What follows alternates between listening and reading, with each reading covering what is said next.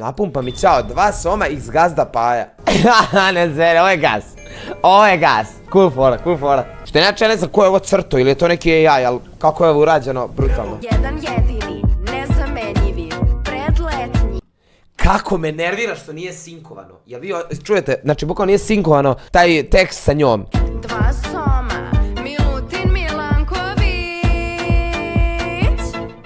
Hoće Tuki da se ova žena je luda. Hoće Tuki da se morat ću da je napumpam i čao.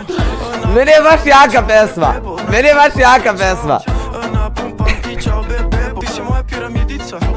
Ti si moja piramidica. Hoće malo da gugu. Ej, yo! What the fuck? Gazdinski, šta ja sa njom da radim kućo moja?